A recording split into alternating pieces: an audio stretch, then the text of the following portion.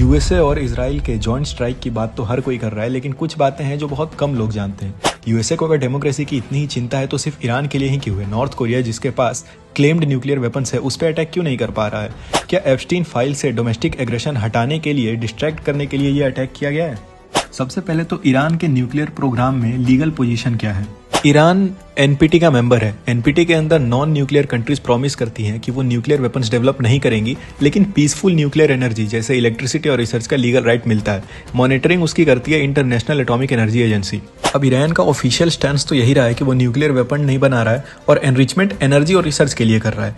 But civil enrichment 3 to 5% होता है। Weapon grade uranium लगभग 90% होता है। ईरान ने 60% एनरिचमेंट कैपेबिलिटी दिखाई है, जो बॉम्ब नहीं होता है बट काफी करीब होता है। आईएईए ने ट्रांसपेरेंसी कॉन्सर्न्स रेज किए। अनडिक्लेयर्ड मटेरियल के एक्सप्लेनेशन पेंडिंग थे। कुछ साइट्स पर मॉनिटरिंग रिस्ट्रिक्शंस भी हुई। तो आईएईए ने कहा कि वो फुली वेरीफाई नहीं कर पा रहा है कि प्रोग्राम इंटरनली पीसफुल है।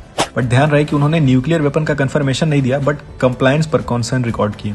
हालांकि यूएस और इजराइल ने जस्टिफिकेशन दिया कि ईरान का हाई लेवल एनरिचमेंट और मिसाइल डेवलपमेंट फ्यूचर सिक्योरिटी का थ्रेट हो सकता है। अब इंटरनेशनल लॉ सेल्फ डिफेंस तो अलाउ करता है, बट डिबेट ये है कि थ्रेट इमीडिएट था या फ्यूचर पॉसिबिलिटी।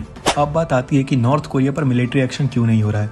तो देखो, north Korea openly nuclear weapons possesses करता है और मल्टीपल न्यूक्लियर टेस्ट भी कर चुका है, बट डायरेक्ट मिलिट्री एक्शन का मतलब high risk of massive regional war होता। साउथ कोरिया और जापान वल्नरेबल हैं। चाइना नॉर्थ कोरिया का मेजर स्ट्रेटेजिक पार्टनर भी है और कोरियन पेनिनसुला अभी भी 1953 आर्मिस्टाइज के अंदर है। हालांकि यूएस ने सैंक्शंस, डिप्लोमेटिक टॉक्स और डेटरेंस स्ट्रेटेजी यूज की।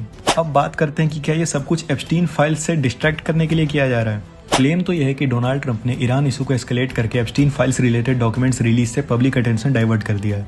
और पॉलिटिकल साइंस में डाइवर्जनरी कॉन्फ्लिक्ट थ्योरी भी एग्जिस्ट करती है, जिसमें कहा जाता है कि कुछ लीडर्स एक्सटर्नल क्राइसिस क्रिएट करके डोमेस्टिक प्रेशर से अटेंशन हटा सकते हैं। बट इस स्पेसिफिक क्लेम के सपोर्ट में कोई leaked white house communication available नहीं है, ना कोई verified intelligence assessment publicly available है, ना ही कोई क्रेडिबल इन्वेस्टिगेटिव जर्नलिज्म रिपोर्ट ने डाइवर्जन मोटिव एस्टेब्लिश किया, और ना ही कोई कांग्रेसियल इंक्वायरी ने ऐसा लिंक कंफर्म किया है। तो इन सभी चीजों को अगर सम अप करके देखें तो Iran legally peaceful nuclear programme pursue कर सकता है अंडर एनपीटी। आईएईए ने ट्रांसपेरेंसी कॉन्सर्न्स रेज किए बट वेपन कंफर्मेशन नहीं दिया। रशिया, चाइना, टर्की ने स्ट्राइक क्रिटिसाइज किया।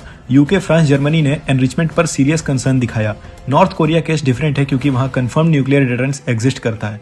ट्रम्प डिस्ट्रैक्शन क्लेम के लिए कोई वेरीफाइड फैक्चुअल एविडेंस अवेलेबल नहीं है।